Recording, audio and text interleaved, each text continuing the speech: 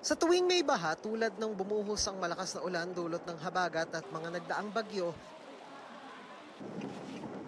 tila karaniwan ng makikita mga naglalangoy sa baha. Kaakibat din ng pagbaha ang pagsipa ng mga kaso ng leptospirosis na nakukuha sa ihi ng mga infected na hayop lalo ng daga. Sa San Lazaro Hospital may isinugod na leptospirosis patients kahit na wala namang bagyo o matinding pagbaha sa mga nakalipas na linggo na tulad ng manalasa ang bagyong Karina noong Hulyo. May mga bata pa kaming mga patient as early as young as 20, 24 years old.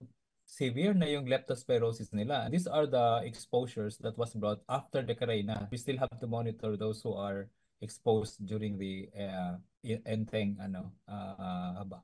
habagat. Kaya dati pa nagbabala ang Department of Health at mga doktor sa publiko na huwag magtampisaw sa baha.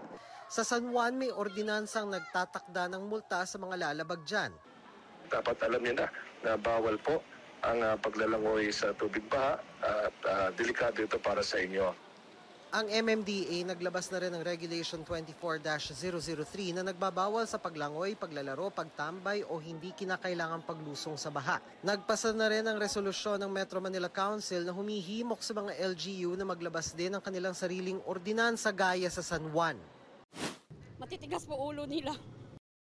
Hindi nila may iwasan yun niya kasi yung mga hindi nakakalikas siya, kailangan nila lumangoy para bumili ng mga pagkain nila. We have to make a distinction between yung necessity na lumusong sa baha at yung naliligo o nagsuswimming talaga sa baha for recreational purpose. Hindi naman natin ipe-penalize yung mga tao na ililiklas lang ang kanilang sarili o mga gamit. Sila naman talaga yung naka-observe sa mga local government unit, no, na nakikita siguro nila na pag recreational na exposure kagaya ng matagal kasi naglalaro din yan eh. So mas mahaba ang exposure, mas mahaba ang risk. Para sa GMA Integrated News, Dano Tingkungko, nakatutok 24 oras. Mga kapuso, patuloy na tumutok sa mga balita, mag-subscribe sa GMA Integrated News sa YouTube. Sa mga kapuso abroad, samahan niyo kami sa GMA Pinoy TV at www.gmanews.tv.